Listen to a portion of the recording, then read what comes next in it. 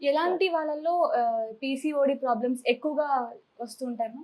జనరల్‌గా PCOD problem ఎవరికి ఎక్కువొస్తుంది అనంటే, ఎవరికైతే ఒబెసిటీ లేదంటే ఎవరికైతే సెడెంటరీ లైఫ్ ఎక్కువుంటుందో, సపోజ్ పిల్లల్లో, చదువుకునే పిల్లల్లో ఎక్కువ శాతం ఒకప్పుడు ఎలా ఉండేదంటే, పిల్లలు చాలా వరకు ఆటలాడుకోవడము, ఫిజికల్ యాక్టివిటీ ఎక్కువ ఉండేది. బట్ ఇప్పుడేమైంది అనంటే, చదువు, చదువు అనని చెప్పి మాక్సిమం సెడెంటరీ లైఫ్ అయిపోతుంది. వాళ్ళ ఫిజికల్ యాక్టివిటీ తగ్గిపోయి బాడీలో ఎస్పెషల్లీ అబ్డమెన్‌లో ఫ్యాట్ అనేది డిపాజిట్ అవుతుందన్నమాట. దానివల్ల ఒబెసిటీ వల్ల ఇన్సులిన్ రెసిస్టెన్స్ రావడం వల్ల పీరియడ్స్ అనేది ఇర్రెగ్యులర్ అవ్వడము. పీరియడ్స్ ఎందుకు ఇర్రెగ్యులర్ అవుతాయి అనంటే ఈ ఫాలికల్స్ ఉన్నందువల్ల ప్రొజెస్ట్రాన్ అనే హార్మోన్ అనేది రిలీజ్ అవ్వదు. యాక్చువల్‌గా ప్రతి ఒక్క విమెన్‌లో ఈస్ట్రోజన్, ప్రొజెస్ట్రాన్ ఈక్వల్ క్వాంటిటీలో అంటే first 14 days of the cycle estrogen, second 14 days of the cycle progesterone అనే హార్మోన్ రిలీజ్ అవుతది. ఇలా 14 డేస్ కలిపి 28 డేస్‌కి కరెక్ట్‌గా 28-32 డేస్‌కి పీరియడ్ అనేది రెగ్యులర్‌గా వస్తది. ఇది న్యాచురల్‌గా జరిగే ఫినామినా.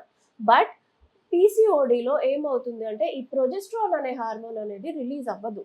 రిలీజ్ కాకపోవడం వల్ల కంటిన్యూయస్ ఈస్ట్రోజన్ స్టిమ్యులేషన్ వల్ల ఏమవుతుందనంటే కొంతమందికి 30 డేస్, కొంతమందికి 45 డేస్, కొంతమందికి 90 డేస్ కూడా పీరియడ్ అనేది రాకుండా అలా ఉండి ఇంకా ఒకటేసారి ఈస్ట్రోజన్ లెవెల్ పీక్ అయ్యి తర్వాత డౌన్ ఫాల్ ఉండడం వల్ల విత్‌డ్రాయల్ బ్లీడింగ్ అనేది వస్తది.